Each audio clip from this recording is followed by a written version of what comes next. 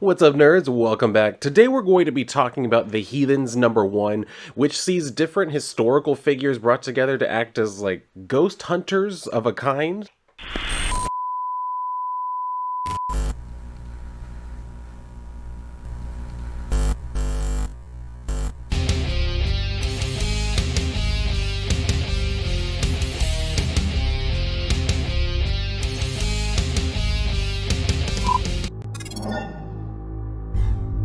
So, as I mentioned, this book does bring together different historical figures, some that you may possibly be familiar with, others not so much. I myself, I didn't know all of them on here, although I do know a few of them. But let's just kind of start right into where it picks up, which it actually picks up in a pretty interesting place. Because as we can see, there's been a murder. You can see there's been a murder, and then there's this shadowy figure who is obviously the woman on the cover, and that's Lady Shi. If you've never heard of her, she is a famous Chinese pirate from back in, I think, like the 1700s to like the early 1800s, I think, is when she lived, something like that. So we see where she's rolling up on this. And at first, when I was reading this, I thought, okay, did she just kill these people? But no, she's actually hunting who killed these people. And it becomes apparent to us very quickly when she encounters her subject or her prey, whatever you want to call it, her target. So she takes a shot at him. And then he starts yelling out in pain and shit, and we can see that she's pursuing the Zodiac killer.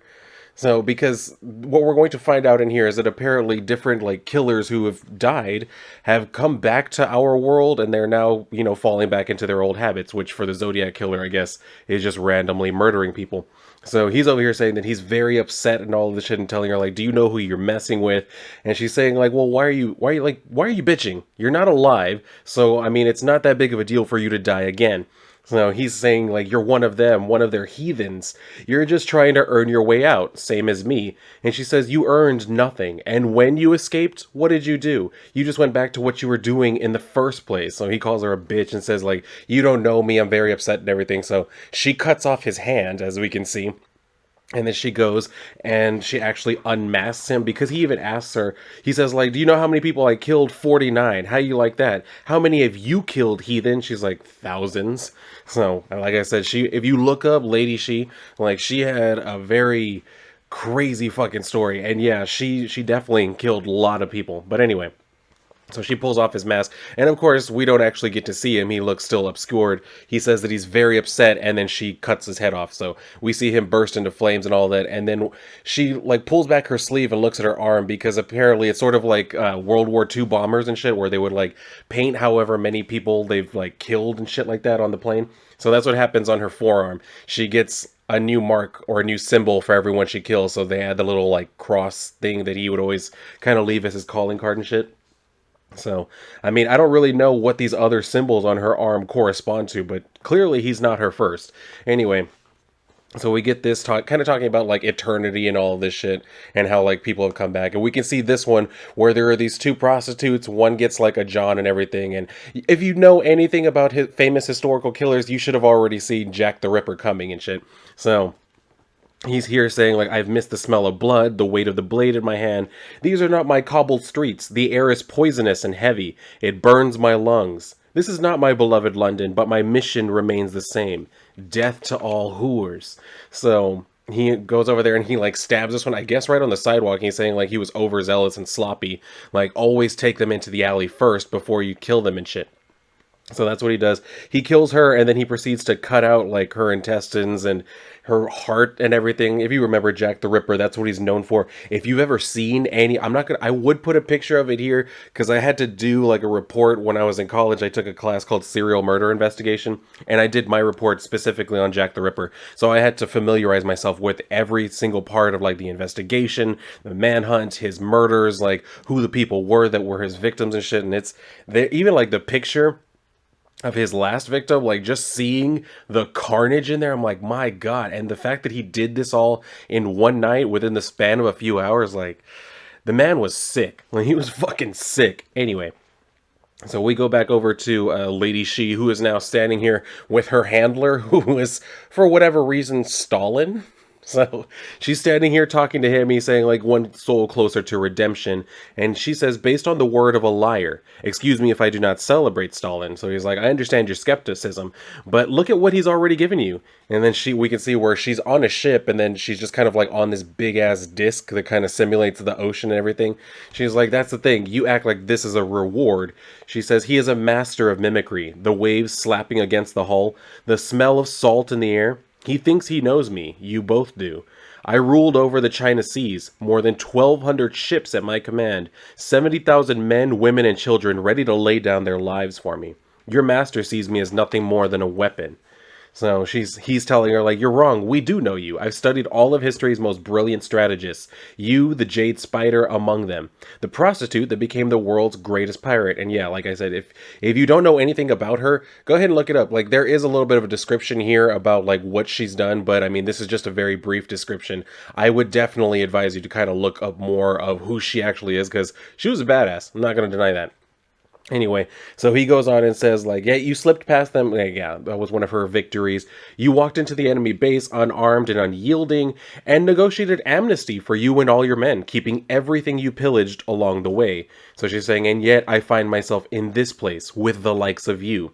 It's a near perfect illusion, but what makes the ocean truly beautiful will always elude your master. So that's like, okay, what is that?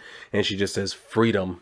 So he says, you can be one soul closer to that freedom. She's like, there's another one so soon, because apparently they like send her out on these missions to hunt these things, or to hunt these people and shit. So he says, yes, and they're the worst one yet. You cannot do this alone. She's like, I am all there is. And he's like, no, Jade Spider, there are others. So he takes her to go and like talk to them. And we can see here three of them really on this page, but two of them in particular having a problem. It's Lucky Luciano and Bumpy Johnson. Also, Billy the Kid is right there in the side, as you can see. So Billy's saying, like, those are some mighty fine clothes for a fella like you. He's talking to Bumpy. So he's saying, like, can't imagine you know many fellas like me, hillbilly. So Lucky's telling him, like, he should be dressed well. He bought that suit with my money. And he's like, yeah, you best remember that. Next time I beat you, I'll snatch your soul. So Lucky tells him, like, first of all, you never beat me, and look where the fuck we are. You ain't any better than me, not by any standard that matters. So he's like, the fuck you say to me? So they kind of, like, get into it and shit, and that's when Stalin comes in and is like, all right, yeah, everybody settle down, like, it's time for us to have our meeting. So he's saying, like, enough. Have you already forgotten what's at stake for each of you? And, like, Billy's sitting there like, well, it wasn't my fight. And, of course, Lucky says, we know, but there's a lot of bad blood between us. You might need to make a choice. And Bumpy just says, he's right. One of us has got to go. I can't trust him. So that's when the other one, her name is Sophia the Golden Hand. I think the full name is, like, Sophia Blyvestein, something like that. Russian. Anyway, she was known as Sophia the Golden Hand. You can look her up too in case you're curious. Anyway, lady, she is saying, like, in my time, those that proved disloyal to their crew lost their head. Which of you would like to be a foot shorter? And of course, both Bumpy and Lucky are like him. So, yeah, that's one thing that if you, like I said, if you look up her history, that was one thing that was punishable by death. Disloyalty to the crew was punishable by death. Anyway. So Stalin says, I suggest you sit down and silence yourselves, or Madam Xi will be the least of your concerns. If you can't get past your issues, leave now. I can replace you with ease. So Lucky's saying, like, I call bullshit, and Stalin says, excuse me? So Lucky tells him, you know about my past with Bumpy. Any bastard with half a brain would want to avoid that headache if they had a choice. There's a reason we're the ones sitting here. So that's when Lady Xi goes to sit down, and Billy is like, you're the prettiest little flower I ever laid eyes on. She says, if you call me that again, I'll cut out your tongue. So he's just like, what did I say wrong? Anyway, they kind of get the meeting underway and shit, and then Stalin is saying, like, I'll forgive your insolence because I'm very well aware of the kind of man you are, because I believe he was talking to Lucky. Anyway, Lucky says, kind of man I am? That's rich coming from Hitler's bitch. Anyway, Sophia starts laughing and shit. And Madame Xi asks her, like, what are you laughing at? Like, what's so funny?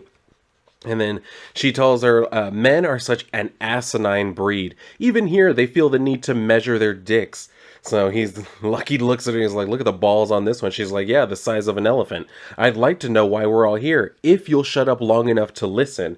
So Stalin just says, "You're here to help rectify mistakes. Men and women, the worst of you, have found their way back into the world, and they've fallen into their old habits. Until now, Madame Xi has handled matters with her usual brilliance and efficiency, but some of these escapees are far too dangerous. So I selected each of you to go after them together. You're all worthy of a shot at redemption, and reclaiming 10 lost souls will earn you just that." So this is where he kind of gives like the quick rundown on each of them. As you can see, like we get the close up and he just kind of like briefly explains them. Madame Xi, the pirate queen that created a system that fed tens of thousands of men, women, and children. Sophia Blyevstein, yeah, I had it right, the master thief and con woman who invented new ways to steal from the rich and gave to the poor. She's also kind of an interesting figure. Billy the Kid, the gunslinging boy who killed for his pals and avenged the man that took them all in. And Lucky Luciano and Bumpy Johnson, the two gangsters. One liberated Harlem, the other protected the ports of New York City during the Second World War. So, I mean, yeah, that's one thing that a lot of people don't know about Lucky Luciano and, like, the mob and shit. Like, during World War II, they were actually kind of instrumental in keeping, like, our actual, home front safe and shit like that. Like, they kind of held shit down. Granted, that doesn't really make up for a lot of the shit that they were doing, but at the same time, it's like, well, y'all did one thing good, so there's that. Anyway, Stalin is saying, like, the most recent escapee is known only as the Ripper. Harm no innocents or find yourself back here, hidden away in the darkest corners for all eternity. Reclaim the Ripper's soul. Earn your way out of this place. So, that's where he, like, transports them and shit into the world, like, in green flames and everything. So they come up, and there's this one interesting thing where they come up, where they're like tourists who come up to Bumpy, and they're taking pictures, and the dude is saying like, "Look, honey, it's Lawrence Fishburne from Hoodlum." So he's just like, "What is happening?" And the girl is saying, "No, it's Denzel from American Gangster." And that's kind of funny, because if you've ever seen the movie American Gangster, if you haven't, go watch it, because it's a great fucking movie. But the funny thing is, in that movie, Denzel plays the character of, was it Frank Lucas, who is also another like famous American gangster. But the thing is, like in the beginning of the movie, he's shown to be learning from the actual Bumpy Johnson, like when he was, elderly and shit like that. So he was like, he's kind of like his second hand man and shit, all the way up until Bumpy dies in the movie and shit. So, I mean, that's why I found it kind of funny that they're saying, like, he's Denzel from American Gangster, when in actuality, he was Denzel from American Gangster's mentor. So, that's when, like, the people are kind of reacting to them, kind of saying, like, that's a nice costume and shit like that. And then Sophia sees these two women who are kind of listening to news reports of the Ripper's latest victim and shit. So she goes up and is like, "Excuse me, ladies, did you just mention the Ripper? And what are those things you're holding?" So it's like, "You mean our phones? Nice cosplay, lady, but we're not interested in improv." And she's just like, "I don't know what any of that means." Anyway, the woman in that tiny thing said there was a murder. Where? So they say, "Make a left at the corner and walk till you see cops." So she's like, "All right," and she just walks away. So they all kind of like proceed to go together as a group and everything. And Lucky's kind of just like talking about how he doesn't really trust everything that's going on. He's saying like, "So how's all this actually work, She? For instance, how come I can understand you and the Ruski broad?" So she says, "No matter the language we speak, it all translates to the language of the dead." So Billy's talking to Bumpy and says, "This Ripper sumbitch is a madman." And Bumpy tells him like, "How would you know? Weren't you shot dead long before his time?" He's like, "Everybody thinks that. I died old and gray in my bed. I know. I was there. I know the stories about him." So Bumpy's like, "Yeah, well, if you're even half as good as the gunfighter I used to read about in them penny westerns, I ain't worried." So that's when he like spins his gun and he's like, "I reckon I'm better." So they get closer to the crime scene, and Sophia is asking Lady She, like, "Well, what does redemption mean exactly?" And she tells her, "Freedom." So she says, "Yeah, I got that bit, but what is it exactly?" She says, "I do not know. No one has survived long enough to attain it." So they finally get to like the crime scene, and this is where Lucky's saying like, "What was it that Stalin wasn't telling us? Because he very clearly had something he was holding back." But she ends up saying like, "Enough with the questions. It is time to do our job." So he's just telling her like, "I'm going to want answers sooner rather than later." So she's like, "As you say, we must find clues to the killer's whereabouts." So he says, "How do you suggest we do that? Just ask the Flatfoots? We ain't cops, She." So Billy's like, "Hey, y'all, you might want to come look at this fella," because they can see like a man standing there who looks very much like the Ripper, right? In a nice suit with a top hat and shit. So that's what he says. "Top hat, pale skin, killer's dead eyes. It can't be this easy," Sophia says. And then Bumpy's like, "Let's take him." But Lucky's like, "No, too many innocents here. One of them get caught in the crossfire, and we're right back where we started. We follow." So they go after him, and they come up to like a church and shit. And then one of them is saying, I think it's Lucky. Yeah, he's like, I got a serious question. Are we even allowed to set foot in a church? And Sophia says, I think if any of us cared about what we were allowed to do, we wouldn't be here in the first place. So Billy the Kid is over there saying, like, you don't even want to speculate what I was doing the last time I was in a church. And she's like, yeah, I don't. So they walk in and everything, and then Lucky kind of looks up at one of the angel statues and is like, I guess the angels were too busy to tidy up the place and shit. And then Bumpy's telling him, like, cleaning up messes, that's our job. So as they're walking in, Lady She is just kind of like, I don't like this. Like, it seems too easy and everything. And Billy the Kid even says, relax, little lady. This Jack Owlhoot, he killed a bunch of painted ladies. Now he's tussling with us. 5 of the meanest hombres who ever walked God's green.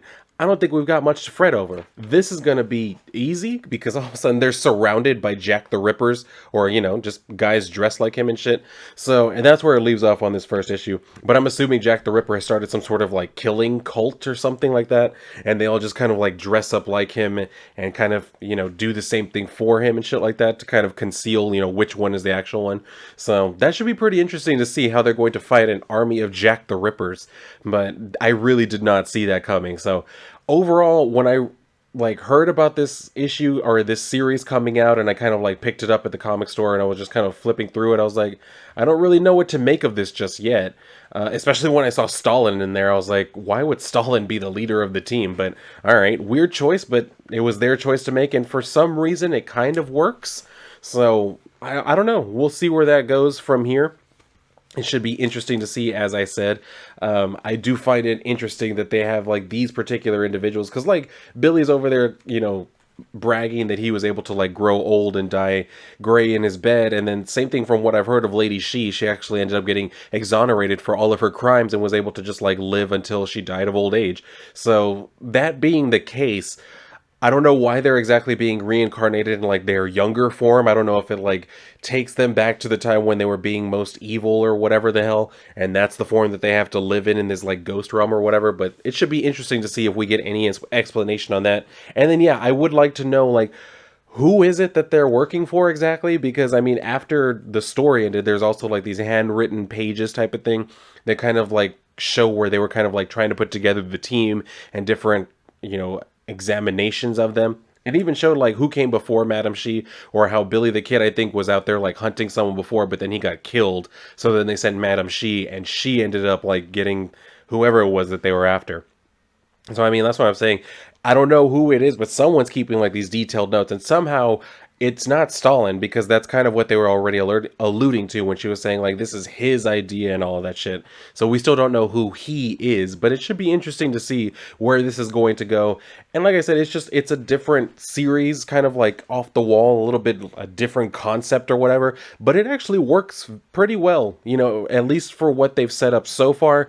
It seems pretty interesting. So I'm excited to see where this is going to go. I hope it's not one of those series that ends up like dragging out or whatever, but it should be interesting to see where it goes. I don't know if anybody out there has had a chance to read it, but if you have, definitely feel free to share your thoughts with me down in the comments below. And if you enjoyed this video, then definitely make sure to like the video, subscribe, make sure you are subscribed, and hit the notification bell. I've been told that apparently you aren't always told when I put up new content, which is a shame, because you know you always want to be kept abreast of whenever I have a new video up. So make sure you have that notification bell set to all notifications or whatever the hell.